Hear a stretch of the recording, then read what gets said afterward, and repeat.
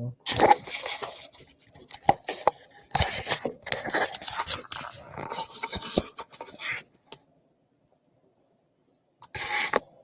right, so this first story in this smaller book that we have is Euthyphro, and I think I already said this, but I'll say it again. Euthyphro is a sophist,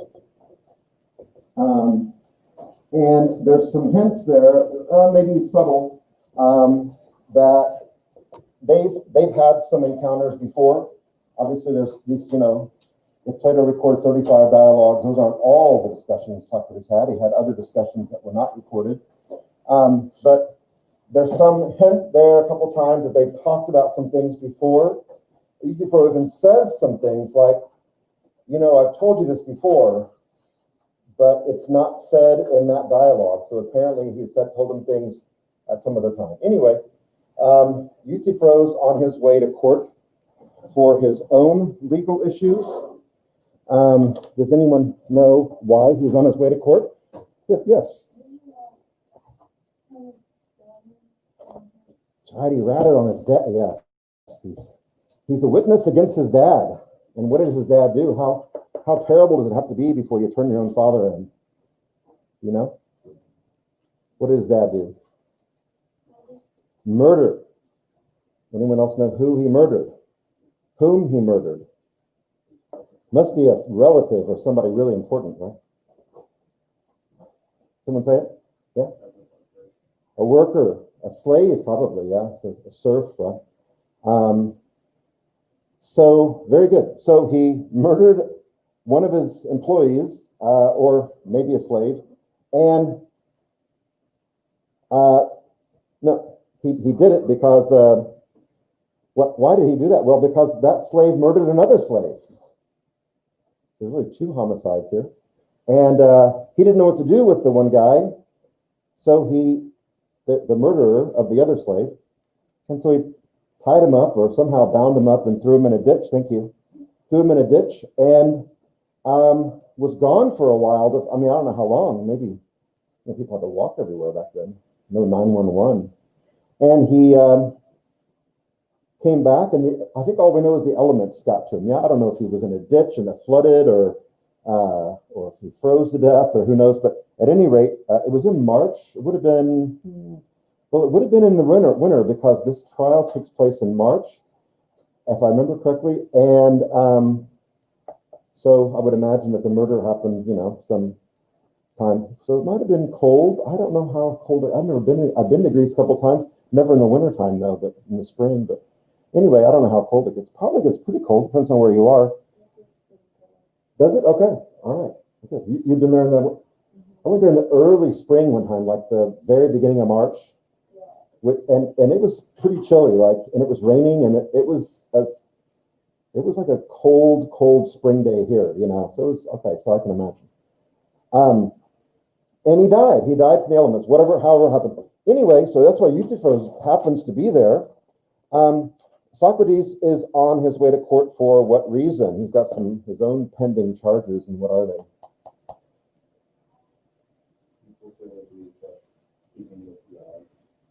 Yeah, he's teaching against the gods, even denying the gods.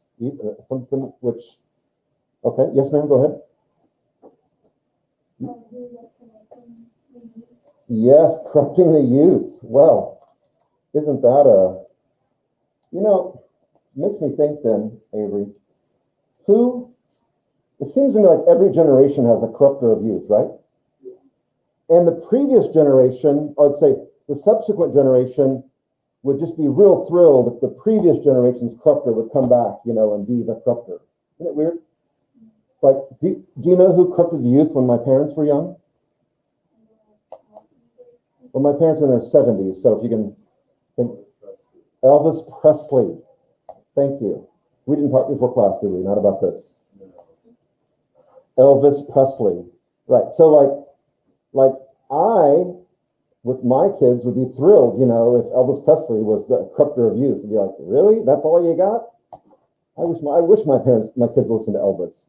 By the way, my kids do listen to Elvis because they were raised right. That's why. They just know he's the king. So king of rock and roll.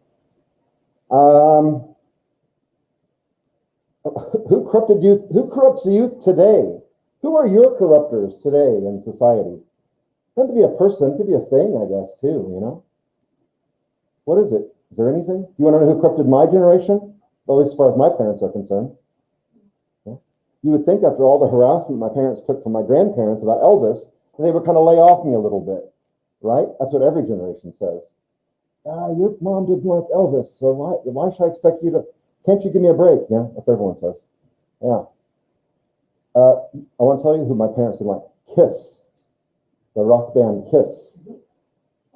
And as I look back on the album covers that I had, you know, when you could actually see an album cover, you know, like DVD, CD covers, or now on downloads, you don't see anything.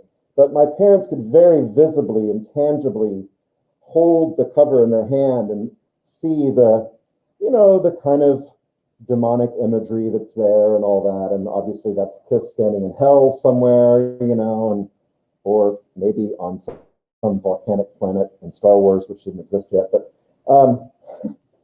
I kind of see where they might be concerned, yeah, maybe. But that was who it was. What ruined it, can I just tell you a quick personal story? I know you don't mind if I do.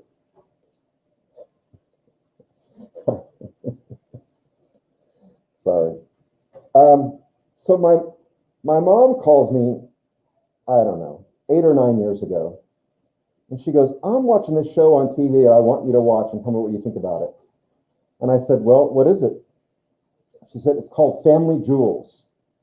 And there's this guy, and I bet you know who he is. He's an older rock star. You know, he's not really so much anymore, and he's got, you know, a wife who's like a former Playboy model, and his kids are like really, really well-adjusted kids compared to him and his wife. Like they're like, seem to kind of have their stuff together. And I said, Mom, do you know who that is? She's like, no, I don't recognize him. I said, Mom, the reason I don't recognize him is because he didn't have his makeup on. It's Gene Simmons of Kiss. And Mom's like, oh my gosh, I can't believe I'm watching this, you know? But she kept watching it though. So once my mom like fell into the, you know, certain love for Gene Simmons, then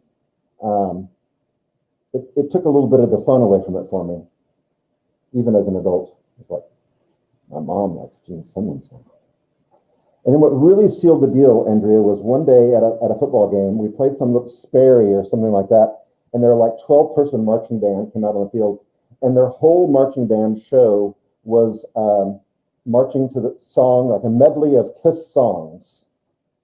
Yes, and it was just like too much. Couldn't take it anymore. So I'm out of the Kiss army now, let's just say that. I'm no longer a soldier in the. But that was the one, Kiss, you know, and I don't know, maybe compared to some people, Kiss isn't so bad. But who's corrupting your generation? Anybody? Someone as bad as Socrates? Don't you wish? Anything? No corruptors, that's great. No? Social media?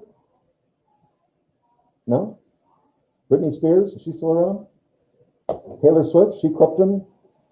No? What about the girl from Tahlequah? What's her name? Carrie Underwood telling you to keep people's cars and stuff like that, right? Stay away from my man, all that stuff. No? No corruptors? Marilyn Manson, is he still around? No. Boy, you guys are just a clean generation. What about QAnon? Is QAnon corrupting the youth at all? Not you guys? You guys are too smart for that? No corruptors. No? Come on.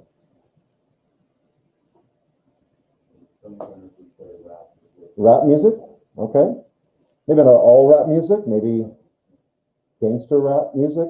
I don't know. Whatever that is. I'm way out of my league right now. This is worse than me talking about Pythagoras right now. I went to go see Straight Outta Compton. I hoped to develop an understanding for rap music.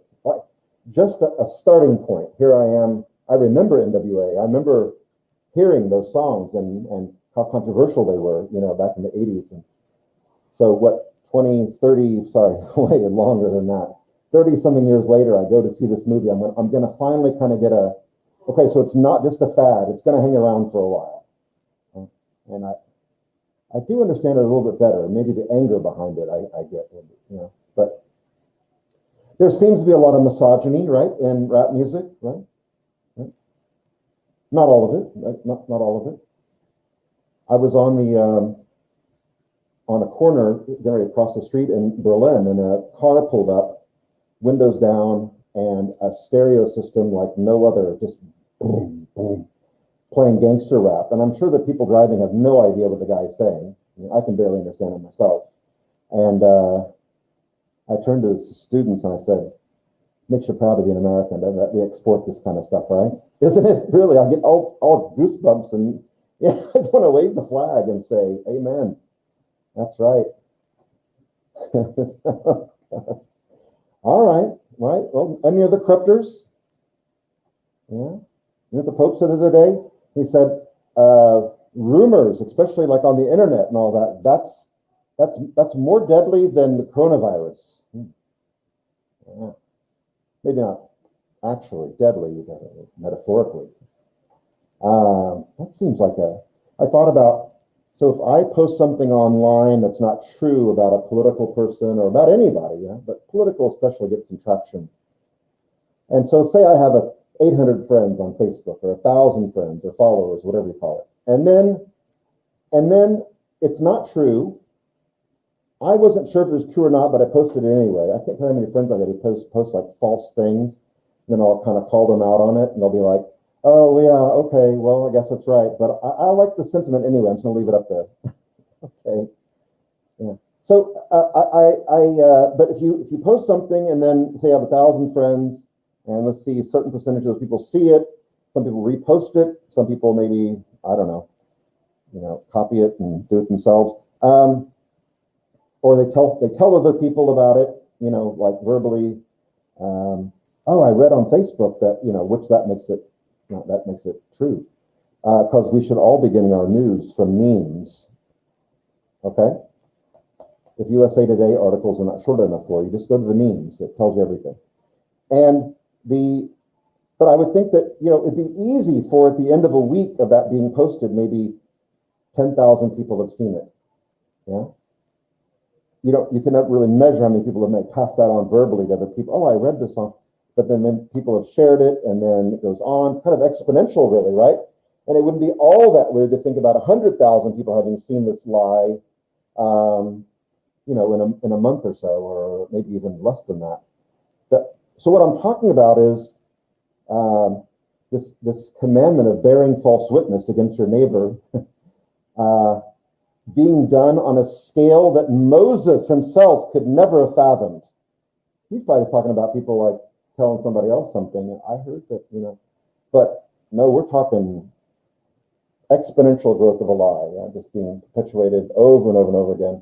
Yeah, I think social media has that power. It could be a good thing if you're spreading, true information, but it seems like kind of a sinful way, to me at least, to spread lies. Well, if there's any good way to spread lies, I'm not sure what it is, but that would be a really vicious way to spread lies. All right, so Socrates, corrupter of youth. Again, I think that a lot of us would be like, if with my kids, hey, I'm going to go hang out with Socrates. Yeah, that's cool. All right, I would say, go ahead. Like, no, but in Athens, though, at the time, this guy's on trial for his life. It's a capital offense. All of a sudden, especially maybe the other one of denying the gods. But I have a commentary on this whole trial, and the writer says that in his, it's really kind of the scholarly work on this trial. He says he doesn't know of any other trials in the history that he knows of Athens where a person was given the possibility of being put to death for these two charges. So these normally were not capital offenses. Everyone know what I mean when I say capital offense? Death penalty. Okay, so corrupting the youth. Yeah, and I have to look at it again, but there was some other lesser sentence for this, depending on the severity of it, right? And denying the gods actually was not illegal. In fact, people could be of other faiths, or it wasn't like you were required to, But anyway, that might be. We'll see. But so these really are kind of trumped up charges a little bit, that they didn't have anything, they couldn't accuse him of murder or anything that would normally be a capital offense, but that's where we are. Well, let's look on page 1 real quick. In the middle of the page, Socrates, I'm going to just count his lines. 1, 2, fourth line down. Euthyphro asks him, well, who is this guy who's bringing you up on charges? And this is Socrates' method. Part of his, like, talk about Socratic method, and then there's his method, beneath the method, and that is to be very kind, or at least appear to be very kind to the person with whom he's speaking or the person he's talking about. So a young man who is little known, Euthyphro, and I hardly know him, his name is Miletus, and he's the Demopithus. Perhaps you may remember his appearance. He has a beak. That's not very nice. And long, straight hair and a beard which is ill-grown. Well, wait, here comes the nice stuff. Socrates at the bottom of page 1 says, what is the charge? Well, a very serious charge, which shows a good deal of character in the young man, for which he is certainly not to be despised. He says he knows how the youth are corrupted, and who are their corruptors. And I fancy he must be a wise man. And seeing that I am anything but a wise man, he has found me out, and is going to accuse me of corrupting his young friends. And of this our mother, the state, is to be the judge. Well, that's actually some nice praise. Oh, well, he's not to be despised. He's figured out who the corruptors of youth are. And it's me, apparently. Socrates' next line down on the same page 2. More praise for Miletus. He brings a wonderful accusation against me, which at first hearing excites surprise. He says I'm a poet or maker of gods, and that I make new gods and deny the existence of the old ones. This is the ground of his indictments, at least the ground of one of his indictments. And the other one, of course, what he mentioned earlier about the corrupter of youth. Then they get into Euthyphro's problem. If you meet somebody at the courthouse, let's say, Grace meets Brock at the courthouse, and you guys are dressed up, and you're, the first question you're going to ask probably is, so what are you here for? That's a pretty common, right? Pretty common thing. Like, you probably want to know why somebody is going to court. That's not something you usually do every day. Well, he tells them what happened, and in the middle of page 3, there's kind of a back and forth, and then Socrates says at the end of that back and forth, by the powers, Euthyphro, how little does the common herd know of the nature of right and truth? A man must be an extraordinary man and have made great strides in wisdom before he could have seen his way to this, meaning seen his way to testifying against his own father in a trial. And Euthyphro takes the bait right away in talking in third person about himself. Indeed, Socrates, he must have made great strides, meaning I have made great strides. Socrates says, I suppose the man whom your father murdered was one of your relatives. If he had been a stranger, you would have never have thought of prosecuting him. And Euthyphro tells him, hey, not exactly. It's actually a servant. And he says, I'm amused at you making a distinction between who is a relation and who is not, for surely the pollution is the same in either case. Yeah, murder is murder. It doesn't matter if it's a relative or whoever it is. And on page 4, Socrates' first line, he sees that Euthyphro he believes Euthyphro must have come to some sincere point of understanding about things, that he is willing to prosecute his father for murder and not be concerned about the opinions of men or about whatever sin he might be committing by doing so. He must really have a grasp on some kind of knowledge that he doesn't have, and perhaps some information that can help Socrates in his trial. So this is not totally selfless here, what Socrates is pursuing. He's hoping that whatever Euthyphro can tell him might help him. And so on page 4, good heavens, Euthyphro, and have you such a precise knowledge of piety and impiety and of divine things in general, that supposing the circumstances to be as you state, you are not afraid that you too may be doing an impious thing by bringing an action against your father? So he zeroes in on this piety and impiety thing, and takes that then and says, maybe I can apply this to at least one of the charges against me of denying the gods and all this. So maybe, so at the bottom of page 4, if you were looking for what I asked, you'll see the questions posed the first time.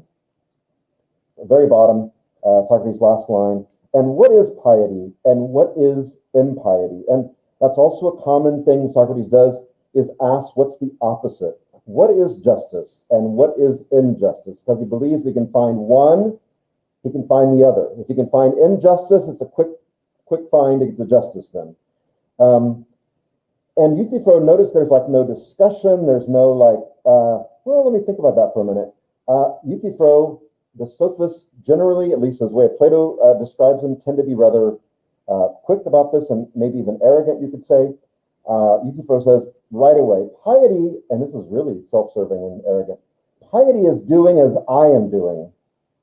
That's right. Be like me, you'll be pious. That is, does everyone know what piety is? Okay, I'm sorry, that's a good, thank you, Mr. River, that's a good question. Thanks for asking that. No problem. It's maybe holiness. Piety could be equated to holiness. I think that'd be a good synonym. So we talk about pious, impious, holy, unholy, piety, impiety, holy, holiness. So piety is doing as I am doing. That is to say, prosecuting one who is guilty of murder, sacrilege, or of any other similar crime, whether that he's your father or mother or some other person, that makes no difference, and not prosecuting him as impiety. And please consider, Socrates, what a notable proof I will give you of the truth of what I am saying. Well, I'll skip down from there. Let's see here. Okay, at the bottom of page 5, Socrates' second to the last line, I dare say, and you shall tell me them at some other time and when I have leisure. But just as at present, I'm getting ready to go to trial for my whole life, I don't have leisure right now. I'd rather hear from you a more precise answer, what you have not as yet given, my friend, to the question, what is piety? In reply, you may say piety is doing as you do, charging your father with murder. And that is true, Socrates. I dare say, but there are many other pious acts. There are. So if you don't get anything else out of this chapter, take this to heart on top of page 6. Remember, I did not ask you to give me 2 or 3 examples of piety, which that's really all that is, right? Like, piety is doing what I'm doing, prosecuting somebody for murder. That might be an example of piety. Could be. Of doing the right thing or the just thing or maybe the holy thing. Okay. But he's like, I didn't ask you to give me examples of piety, but to explain the general idea which makes all pious things to be pious. So he didn't ask, give me some examples of piety. He said, what is piety? And if you think back, we talked about the early pre-Socratics, thinking about what the world was made of. They were looking for this underlying substance of the universe, this underlying stuff that makes up the rest of the world. Think about it that way. That's what Socrates wants. He wants to know what's the underlying essence of what makes all pious acts pious and all impious or unholy things to be unholy. There must be something that because we all seem to have a sense of what holiness is, but what is that? What's the measure that we're using that we're all saying, yes, that's pious, this is impious? But that's what Socrates wants, is that underlying stuff of what holiness or piety is. And so do you not recollect that there was one idea which made the impious impious and the pious pious? I remember, he says. So tell me then, Socrates says, tell me then what this is. And then I shall have a standard to which I may look and to which I may judge my actions, I may measure the nature of actions, whether yours or anyone else's, and say that this action's pious and that is impious. So what he's talking about, a standard by which, maybe like if you could think of a ruler, right? Like a yardstick or a ruler of piety, that I could actually apply that standard to, okay, Helena, impious, right? Miss Siegfried, yeah, pious, yeah. Alfred, pious. Grant, Luke, everybody else, impious. Okay, right? Because I got a ruler, I've got a standard, and you don't measure up or you do. And Euthyphro is undaunted here. I will tell you if you like. I should very much like. I've been waiting for 40 years for this. Let's get on with it. Piety then is that which is dear to the gods, and impiety is that which is not dear to them. So, that sounds a little better. But what's the problem with that argument, especially in a polytheistic world? What's the problem with that answer? Louder, please. Right? Okay, so you got more than one God. Yeah, go ahead, Luke. Both of you are on it, yeah. So you may be pleasing these gods over here, but upsetting these gods over here. So and they have plenty of examples maybe where certain things were, the gods, some gods liked certain things and other gods weren't happy with what happened, what was going on. So again, this is where this idea of anthropomorphism comes in again, that you have gods that are human-like. They don't agree about things all the time. And so, you might be pleasing this guy over here or this god or goddess over here, but not over there. You've got one that's happy, but all the others are not happy. So I don't know what Socrates would say in a monotheistic, that would have been kind of a unusual idea to hear about at the time, but for them. But this a monotheistic thing, well, whatever's pleasing to God is pious, God singular, and whatever is not pleasing to God is impious. That might be a little more hard to refute, but that's not what he's dealing with here. That's this polytheistic system we know about. So, so that could be a real problem. Look at the bottom of page 7, Socrates' last line. Then, my friend, I remark with surprise that you have not answered what I've asked, for I certainly did not ask you what was that which is at once pious and impious, and that which is loved by the gods appears also to be hated by them. And therefore, Euthyphro, in thus chastising your father, you may likely be doing what is agreeable to Zeus, but disagreeable to Kronos, as Uranus, and what is acceptable to Hephaestus, but unacceptable to Hera. And there are many other gods who have similar differences of opinion. So that answers what we just said.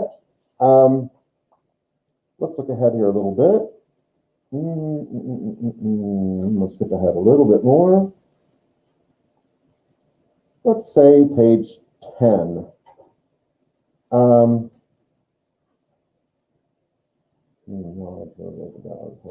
Okay. So he says that at the bottom of page 10, Socrates' last line, I mean to say that the holy has been acknowledged by us to be loved of God because it is holy, not to be holy because it's loved. So this is an interesting discussion. It works in Christianity too, or the discussion is interesting. Is something holy or pious because it was there, the gods came along later and said, yeah, we agree, that's holy? Or was it just kind of neutral, just something, and the gods came along and called it holy, and therefore it became holy? It's really kind of a chicken or the egg discussion. Is something holy because it's loved by the gods, or was it holy already and the gods just came along later and acknowledged it as such, but it already was that way? And so on the page 11, you'll see there's a couple of little notations from the translator that are in Greek. See it in that big paragraph on top page 11? There's 2 lines of little Greek words there. That's because of these differences in the word love. We even hear about this in the scriptures too. Keeps asking, it sounds kind of weird in English, do you love me, Peter? Do you love, right? It's all this kind of, because in Greek there's different ways, apparently Aramaic as well, to ask about this. But then you have, they're talking about this topic of love, but below that second Greek word, the line below it, he says, thus you appear to me, Euthyphro, when I ask you what's the essence of holiness. There, use the word holiness right there. To offer an attribute only, and not the essence. The attribute being of love by all the gods, but you still refuse to explain to me the nature of piety. And therefore, if you please, this is that more heaping praise on the person who he could be being sarcastic. I don't know. I will ask you not to hide your treasure, but to tell me once more what piety or holiness really is, and whether dear to the gods or not, for that matter, is about which we will not quarrel, and what is impiety. And then maybe there's a bit of a crack in the armor here for Euthyphro that doesn't quite give up yet, but he says, I really do not know, Socrates, how to say what I mean, for somehow or other our arguments on whatever ground we rest them, seem to turn around and walk away. Is that personification, right? Arguments walking away. Yeah. I'll put my argument down here, but when I put it down, it just like walks away. And I don't know what he means by our arguments, because he's the only one making an argument. Socrates is just asking questions. So he must mean only his own arguments walk away whenever he puts them down. But that might be the first little glimmer that maybe there's some things he's not quite sure how to express what he means here. Let's skip ahead a bit more. Okay, on page 13, he tries again to answer this question about what is piety, and he basically gives the answer that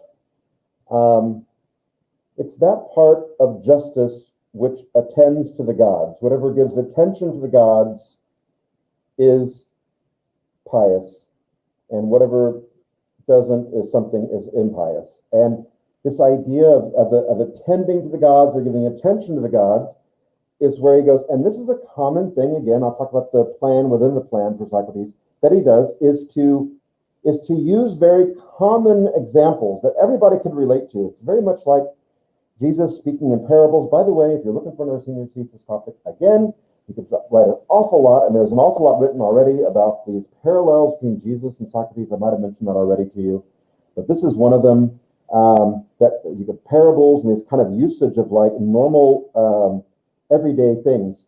So people talk about working in a vineyard, or people talk about being, on a farm. People talk about sons that leave home, and come back later begging to be let. That people can relate to that. They either it's happened to them or they know someone it's happened to. Happens today also. But here he talks about things that were more common back then. Well, okay, so you say giving attention to the gods is what is being pious. Okay, but we give attention to a lot of things. We give attention to horses. Anyone deal with horses? Okay, so what do you have to do for a horse? What kind of work do you have to do? There's a lot of work, isn't there?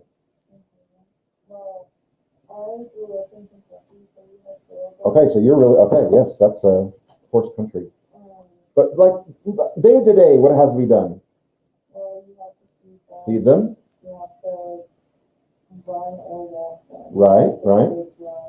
Train them. Is that somewhere along the way? Yeah. Maybe not daily, but okay. Depends on what type of horse you do. True. Depends on if it's a 750 show horse or if it's a race. Okay, very good. Very good.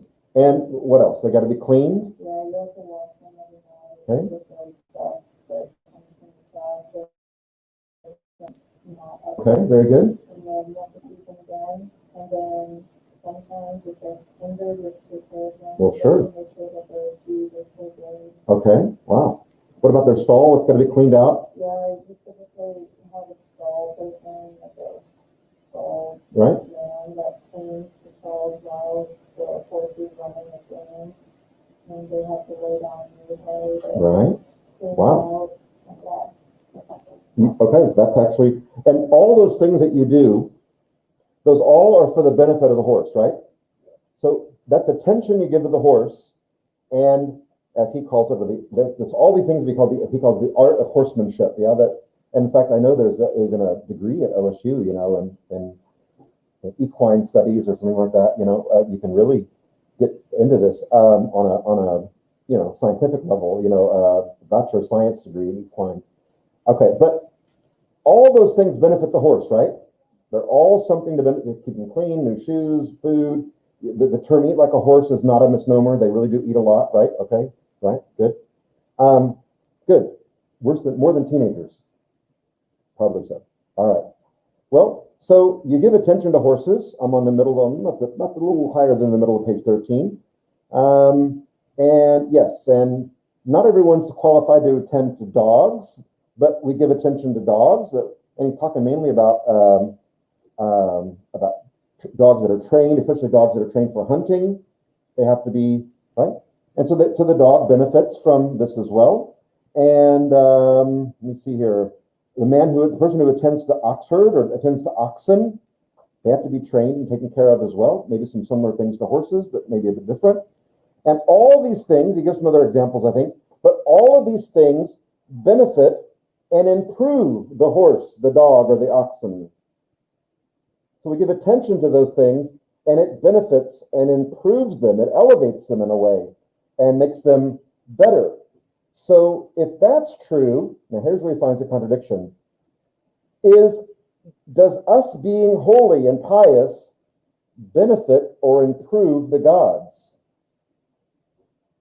Does God or the gods get stronger, more powerful, happier because of the attention and what we do to please them? Does that make them somehow more better in some way? The way that a horse is improved by taking care of it.